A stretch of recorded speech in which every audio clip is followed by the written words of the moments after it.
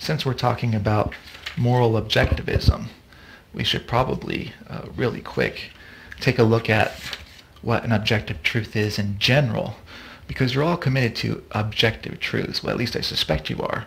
You may not be a moral objectivist, but you are probably an objectivist about some things. So the notion of an objective truth isn't something that's peculiar to moral objectivism. Objective truth is just a general notion that a lot of people have, or a lot of people accept. So an objective truth is one that's true independently of how we think or feel about it. And this is the case for most of the truths that you believe in. For instance, there are trees in the world. That's true regardless of how we think or feel about trees. If that wasn't the case, then we could solve environmental problems just by believing there are lots of trees. And then suddenly trees would pop into existence. But people don't think that's the way it works. They don't think whether trees exist depends on how we feel about them or whether we believe they do. You exist.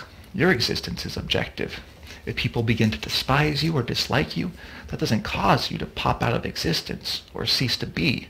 You may wish you didn't exist, but their feeling a certain way about you can't alter the fact that you exist. George Bush is president. Actually, that's no longer true. At the present, Barack Obama is president, but that's supposed to be an objective truth. The fact that Barack Obama is president is not something you can change just by not believing it. All bachelors are unmarried males. Water is H2O.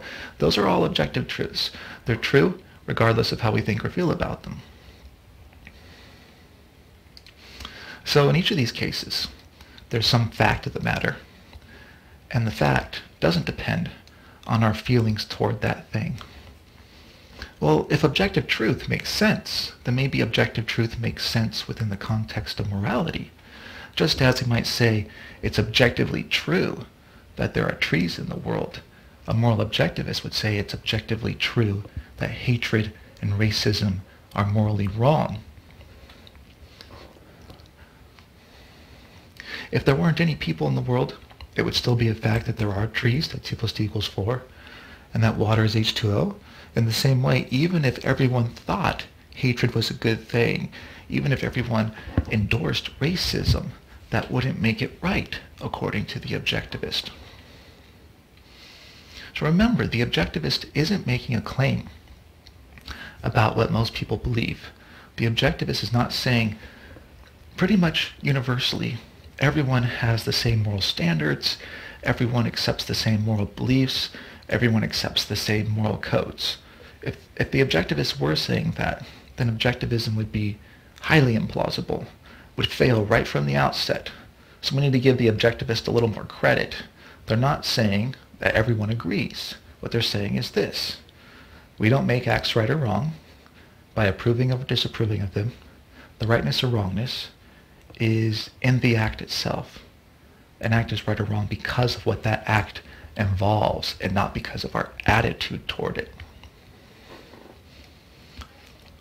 Just as for there to be objective truths of any kind, it is not required that all people at all times agree to them. The moral objectivist is saying the same holds for morality. So even if everyone believed the earth is flat, the earth would still be round. We would just be mistaken. Similarly, if everyone believed that racism is right, the objectivist says it still would be wrong, regardless of how we think or feel about it. So morality is kind of like triangles, in the sense that you can't change triangles just by having certain attitudes toward them. Suppose that you're walking around on campus one day and you trip and you land on something that's triangular and you basically break your back. And so you start to hate triangles and you start a group of people. You start a group, a coalition against triangles, and you go around trying to convince people to get rid of all triangles. It still would be the case that the internal angles of a triangle add up to 180 degrees.